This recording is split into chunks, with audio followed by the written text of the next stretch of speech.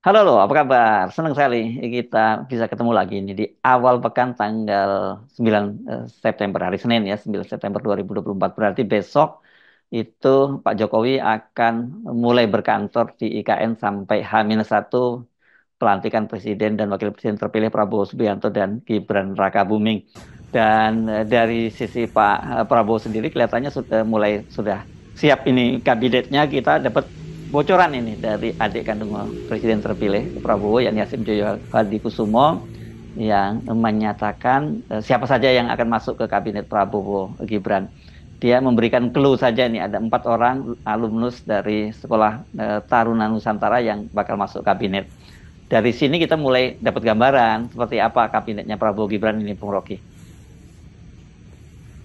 Ya, ada dua hal yang diucapkan oleh pihak Gerindra tentang politik yang kita baca di media massa itu.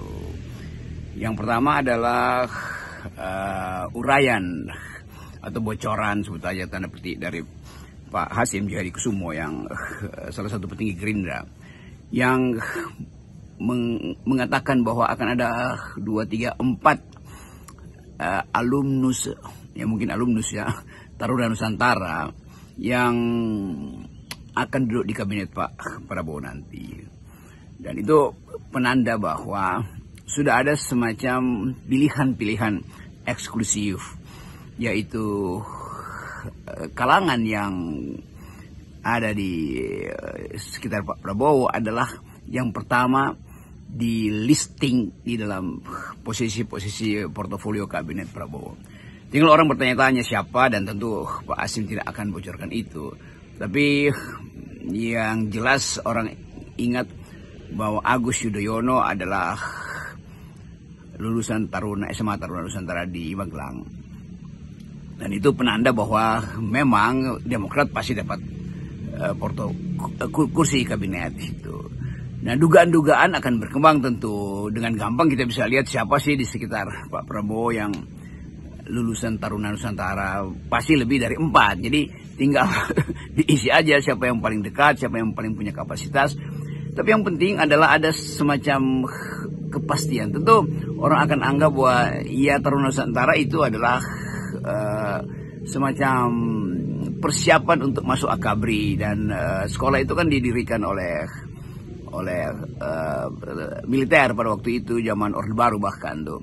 Jadi sekali lagi kita mulai menduga bahwa pemerintahan Presiden Prabowo nanti akan sangat percaya pada kapasitas mereka yang punya disiplin, punya kapasitas, punya pengetahuan, karena ukurannya ada Taruna Nusantara, sekolah setingkat menengah atas yang memang kurikulumnya dibuat untuk mengajarkan disiplinas.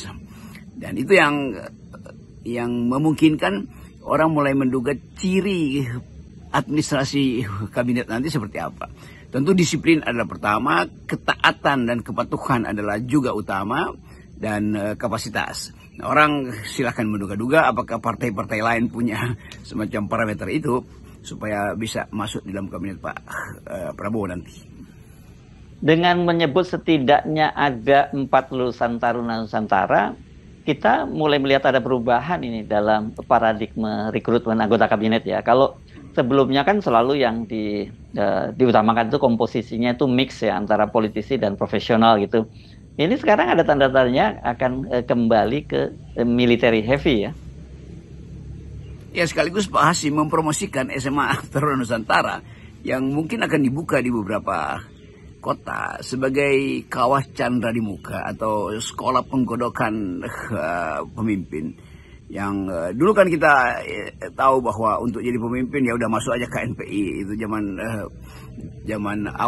zaman Orde Baru kita suka ngeledek bahwa KNPI itu adalah sekolah untuk masuk DPR, dan DPR sekolah untuk jadi kabinet. Sekarang sumber rekrutmen itu bisa datang dari kaum profesional, bisa datang dari kalangan non partai, bisa datang dari akademisian itu. Tetapi satu hal yang harus dipastikan bahwa pemimpin itu dia mesti paham soal-soal yang tidak sekedar menyangkut konstitusi, tapi juga isu yang berkembang sekitar dunia. Jadi mestinya pemimpin itu mau dia presiden sampai tingkat lurah bahkan atau bupati, sebut aja wali kota, dia mesti lihat bahwa Indonesia udah interconnected dengan isu-isu global. Jadi seorang pemimpin dia mesti paham tentang global security, dia mesti paham tentang environmental policies, dia mesti paham tentang human solidarity.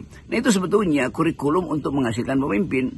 Nah kelihatannya kemampuan-kemampuan itu belum dipikirkan oleh partai-partai politik. Kan kalau jadi bupati seolah-olah itu cuma soal bagaimana APBD bisa dipakai seefisien mungkin supaya infrastruktur bisa jalan, supaya fasilitas publik bisa jalan. Ini kalau bupatinya yang berpikir untuk membawa keadilan. Ada juga bupati yang pada akhirnya jadi koruptor karena buang uang di depan lalu tagih di belakang dengan cara memanipulasi APBN dan APBD.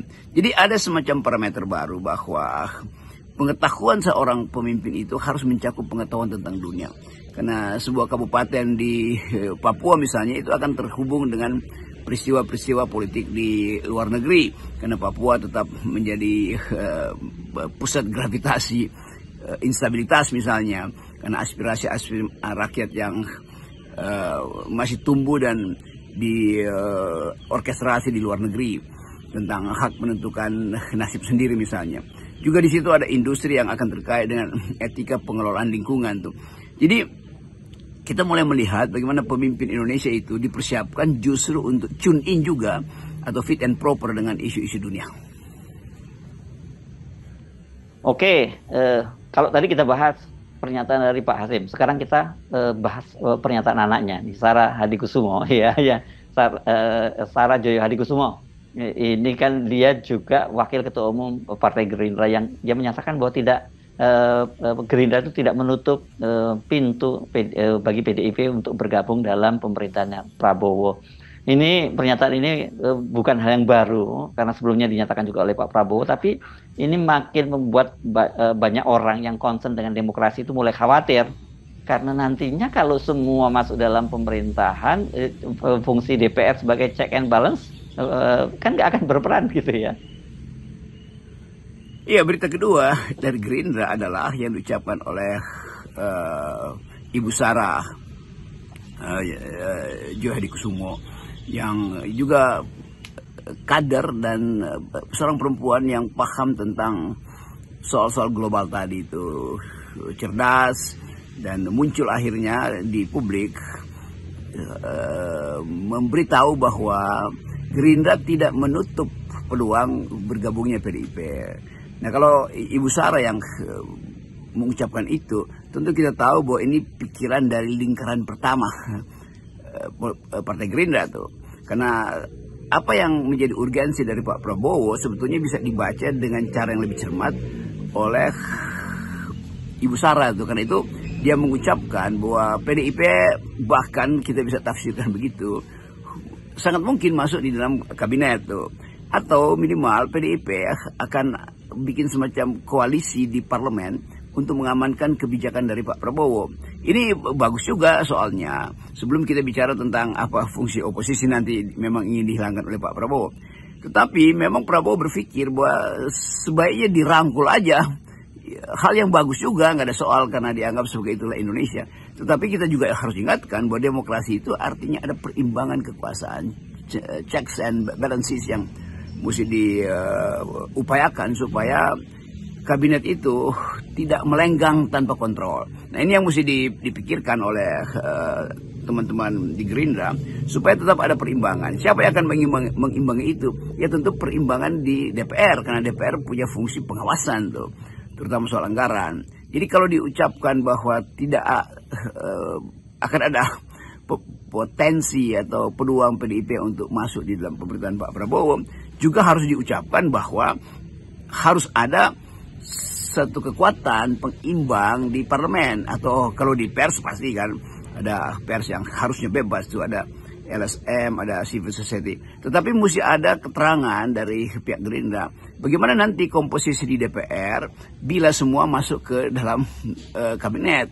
Itu hal yang sama terjadi di era Pak Jokowi atau memang Pak Prabowo ingin ulangi era Pak Jokowi di mana semua diserap ke dalam eksekutif sehingga DPR itu hanya jadi stempel untuk membenarkan kebijakan pemerintah. Itu juga buruk bagi demokrasi dan buruk dalam kita menciptakan diri ke luar negeri. Karena tetap demokrasi selalu ada pengimbang dalam bentuk oposisi. Oke, Bung Rocky, katakanlah sekarang ini Gerindra sudah membuka pintu ya untuk PDIP. Kan sekarang tergantung PDIP mau masuk atau tidak. Saya pikir PDIP itu harus mengkalkulasi secara serius tawaran ini ya, tidak hanya dari sisi kepentingan PDIP, tapi juga kepentingan bangsa yang lebih luas adalah hal ini demokrasi. Yang selama ini kan kalau kita lihat keputusan-keputusan politik dari Ibu Megawati itu sangat menjaga konstitusi. Ini termasuk juga soal penolakannya terhadap perpanjangan masa jabatan Jokowi yang berdampak sekarang ini PDIP dibuat babak belur gitu. Menurut saya lebih penting PDIP ada di parlemen dan lakukan semacam politik pemantauan atau politik yang kritis terhadap Presiden Prabowo supaya ada kompetisi ide itu. Kalau PDIP masuk dalam kabinet itu banyak hal yang mesti dikompromikan karena PDIP pasti datang dari tradisi wong cilik. Gerindra juga punya sense of kerakyatan.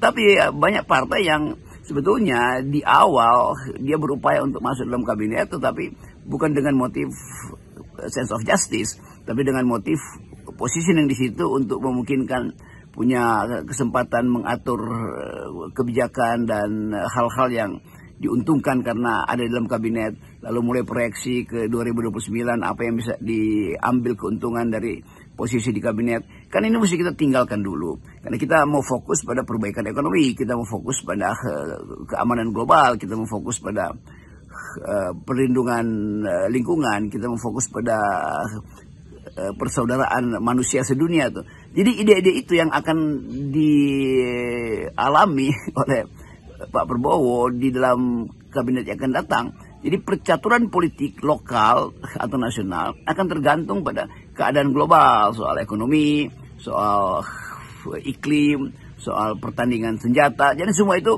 memerlukan semacam realignment di dalam politik nasional yang sangat mungkin juga akan lebih baik kalau tidak diganggu oleh persaingan ideologi partai-partai di dalam kabinet nanti kan. Nah itu mungkin yang harus dipikirkan atau saya kira sudah dipikirkan oleh Presiden Prabowo bahwa untuk efisiensi seharusnya kebijakan-kebijakan kabinet yang akan datang itu harus ada yang kontrol dan kontrol itu harusnya ada di parlemen karena secara konvensional parlemen adalah wilayah untuk yang memungkinkan kita bercakap-cakap secara lebih kritis. Kalau kabinet kan itu ada hierarki di situ yang diputuskan di sidang kabinet itu harus diikuti oleh semua partai.